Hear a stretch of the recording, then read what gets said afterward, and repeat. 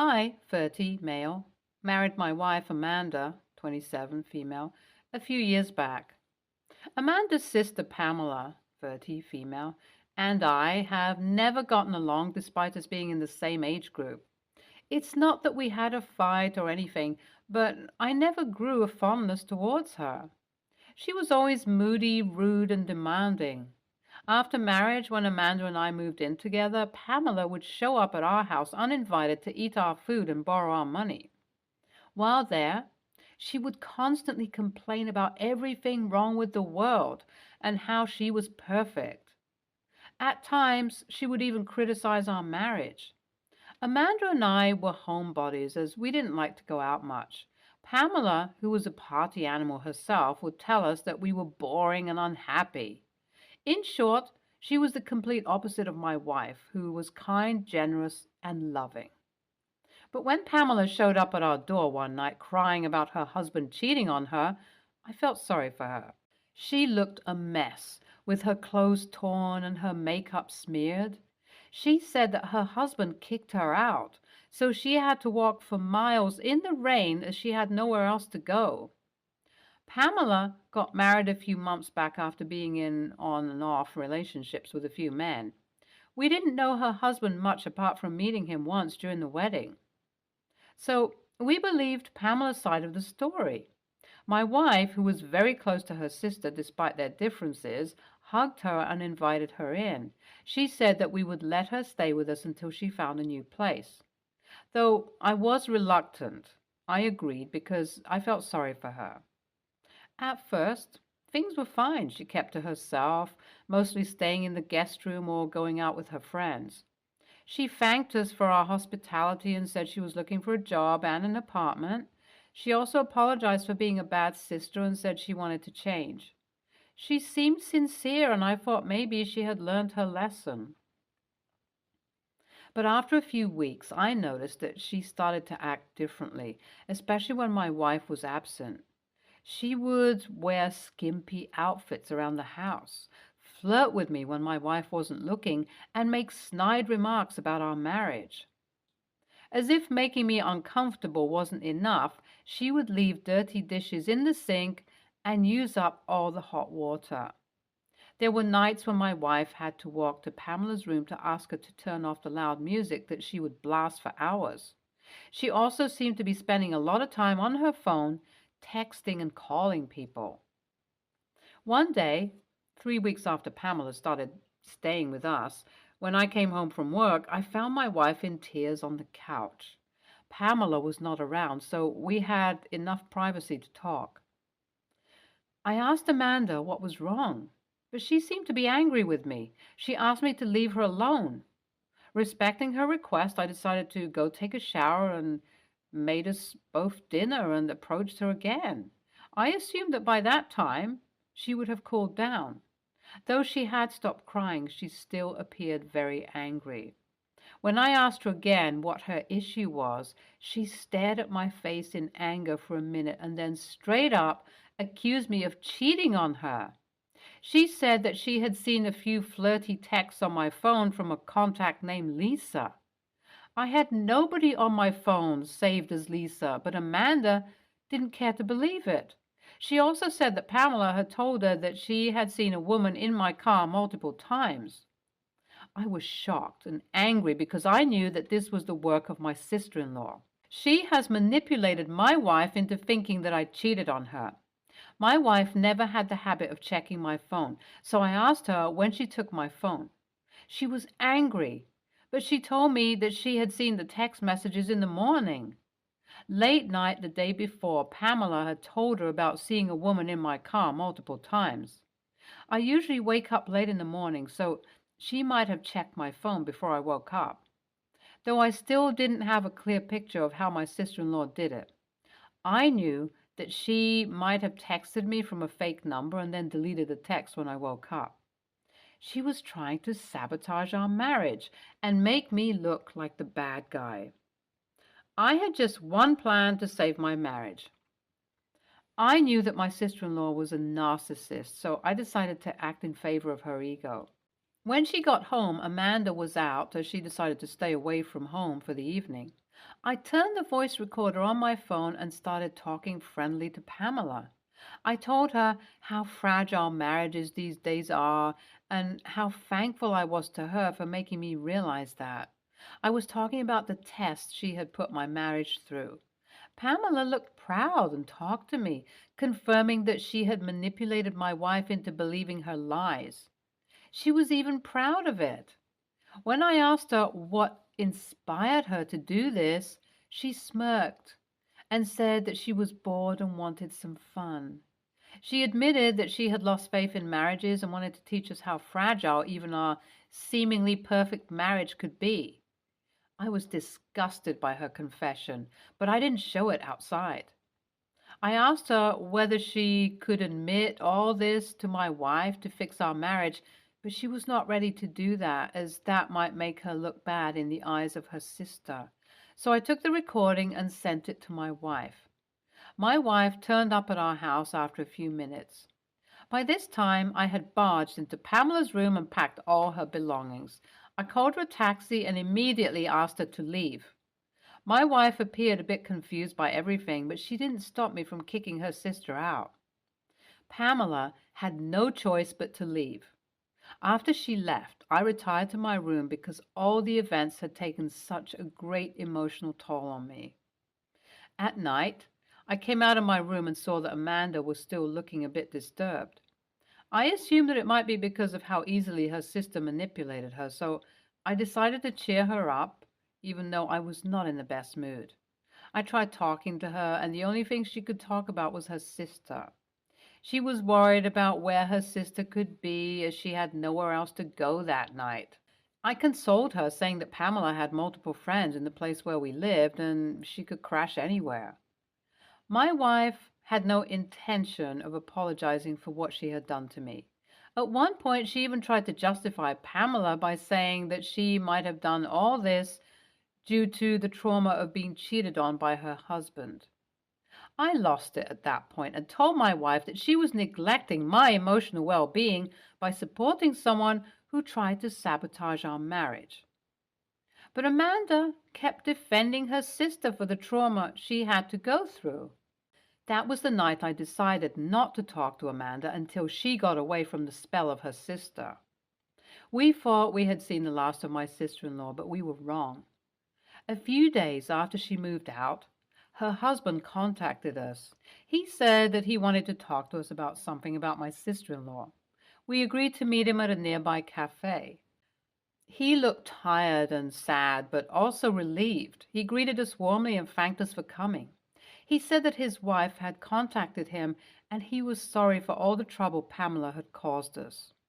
At this point, Amanda and I were still of the belief that Pamela's husband cheated on her. Amanda was even reluctant to meet the person who caused her sister such a distress, but Pamela's husband had a different story to tell.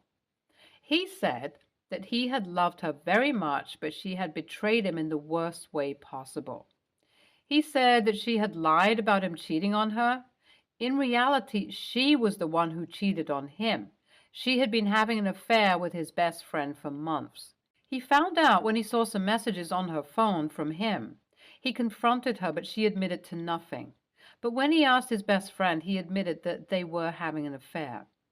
Upon hearing this, he was devastated and angry, so he asked her to get out of his house and never come back. He also told his best friend that he never wanted to see him again. So I was sitting in front of a man whose whole life had fallen apart. He said that he didn't know where she went after that. He assumed that she had gone to his best friend's house and lived with him now.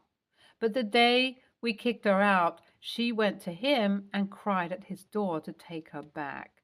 She lied to him about me cheating on Amanda and how Amanda had given me one more chance. He understood that this was a lie because he knew how manipulative she was. He didn't let her in that night. He said that he was sorry for not contacting us sooner, but he was too ashamed and hurt to face us. I told her husband that I was sorry for what she had done to him, but Amanda was silent during the entire meeting. It was very uncomfortable to sit through due to her silence. He thanked us for our kindness and support and left. On the way back to our car, Amanda told me that she felt like Pamela's husband was lying. I was angry that she still had a soft corner for Pamela, so immediately after dropping Amanda at our house, I packed my bags and moved to a nearby hotel to stay for the night. In a text that I left her, I told her that she was ruining our marriage, but my wife claims that I was overreacting and I should have stayed for a conversation. Am I the a-hole for leaving my wife alone at our house since she couldn't stop defending her sister who tried to sabotage our marriage? Update 1. A day has passed and I have only been getting angry texts from my wife, so I've decided to stay in the hotel for one more night. Update 2. After one more day, my wife cooled down, so I drove to our house to give her a surprise. But to worsen things, I saw Pamela there. I asked her to leave immediately, but Amanda kept asking me to forgive Pamela as she had no other place to go. I do nothing but drive back to the hotel to think about the future of our marriage. Update 3. I went back to the hotel and sent a text to my wife telling her that she would have to set proper boundaries with her sister or else we'll have to reconsider our marriage. She replied that she was out with Pamela and would respond later. That was enough for me, so I contacted my lawyer and started the proceedings for divorce. ESH. Your wife has no boundaries with her sister, which is clearly the reason for the way she acts. I have no comments on how vile your sister-in-law is, but you should have acted right in this situation by communicating well with your wife about the issues. Storming out of the house is not the solution. NTA, you should prioritize yourself when it comes to interacting with toxic people. The day your wife learns this lesson, she will realize how her sister manipulated her. Next story. Back 4 months ago, both my husband and I landed the same job, making fantastic pay. This job pays $28 an hour, so this was huge for us. The problem is that it's overnight shifts, so we needed a sitter for the kids. We asked mother-in-law to do so. She said yes, and we told her to pick what she felt was a fair amount for payment. She said $300 on the third day weeks and $400 on the fourth day weeks. 12-hour shifts. I will admit I was a bit thrown off with that price, only because she didn't get here until after the kids, all over 12, were already sleeping and left before they woke up, so all she did was use our hot water, eat all our food, and sleep. I didn't say anything because it's really long hours and we needed someone. It turned to shit quick. Every workday, we get out at 5:30 and have an hour drive home. She is blowing up our phones by 5:50 to 6 a.m., asking where we are and telling us to hurry up. We get home to filth, created by her because my kids are sleeping the whole time. Like garbage beside the chair, sofa where she sleeps, dirty dishes everywhere, dog shit. Apparently, she wasn't bringing the dog out. And found she's been letting the dog sleep on our bed. Absolute big no-no. As well as feeding our dog table scraps. I only know this because she all of a sudden begs constantly when she didn't before. Between me trying to manage this new sleeping schedule and me having to undo everything she did while here, I decided I couldn't do it. This was following her calling us out of work twice because her back hurt and she wanted to go home. So I spoke to my husband and told him I wasn't paying her to watch our kids anymore because she's creating more problems than she's worth and that he needed to let her go. He agreed, but he didn't want to hurt her feelings, so I told him I could do it. He decided it would be better if we both did, so we called her on speaker and told her this wasn't working out. When she asked why, we were pretty blunt in our reasoning. She trashes the house. She eats everything in sight, even stuff we said don't touch. She doesn't follow our rules about the dog, and she cost us almost $1,300 for having us leave work within an hour of being there because of her back. She starts yelling and saying she quit her job to do this. We had no idea she quit or why, considering she didn't work the days we did, and that we were heartless because this was her only income now. My husband was visibly uncomfortable, but we stood our ground. He's feeling some type of way because now he's questioning whether or not she was causing that many issues. He isn't seeing it the way I do, however, because he's not the one who deals with all the problems. I am. I do the grocery shopping and have had to go several times more than I usually do after not sleeping. I'm the one who cleans he does other chores. AITA? He feels terrible. I do not. Edit. Minimum wage where I am is $7.25 an hour. For those very few individuals who think that what I was paying her wasn't enough, it's above minimum wage. NTA, and I understand why he does, but he needs to get over it. You were paying her good money, and she wasn't listening to the boss. If this was anywhere else, would she act the same? She gave two shits about respect of the house and to you both. If this was her primary income now, she should have understood the ramifications for not abiding by your terms. She's TA, and she's old enough to understand all that. When you agree to take care of the kids, you also agree to take care of the household. It is unfair to you that you work those hours and have to come home to dirty house caused by your mother-in-law.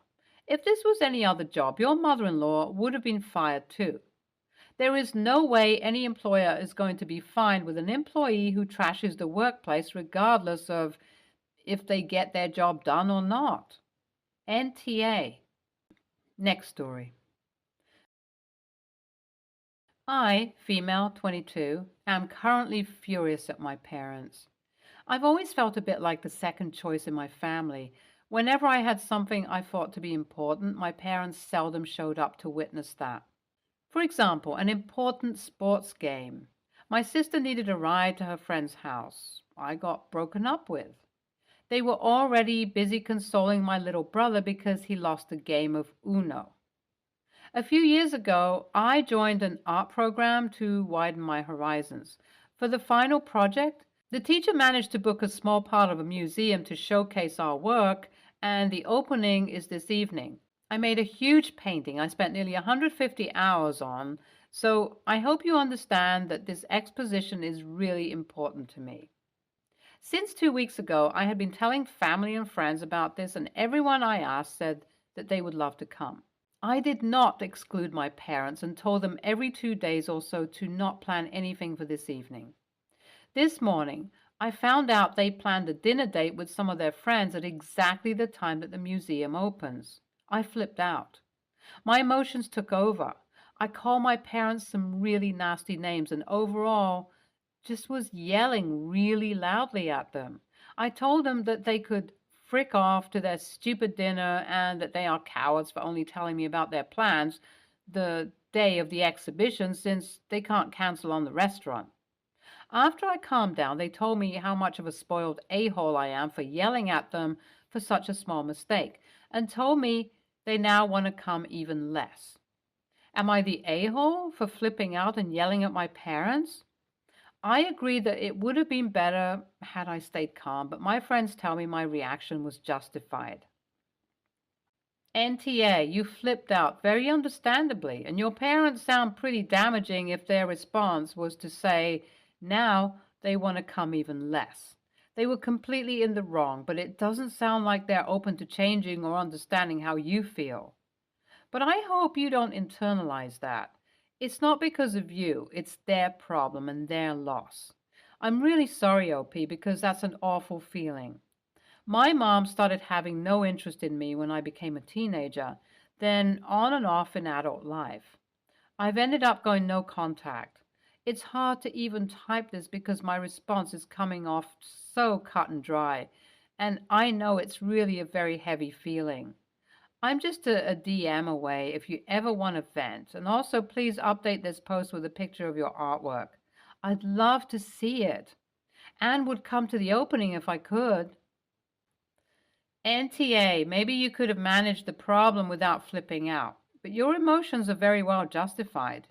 You also let your parents know about your feelings, albeit in the wrong way, by flipping out and yelling, but I personally suggest you talk to them again in a calm atmosphere and sort out any misunderstandings. But this is a very real problem that many siblings face. Parents always forget a basic rule of parenting, and that is treating their children equally. Even if our democracy preaches equality, it's also the same for us children too. I personally won't say that I love one parent more than the other, either through words or actions. The same I also expect from my parents. Stay tuned for more stories from our girl relationships.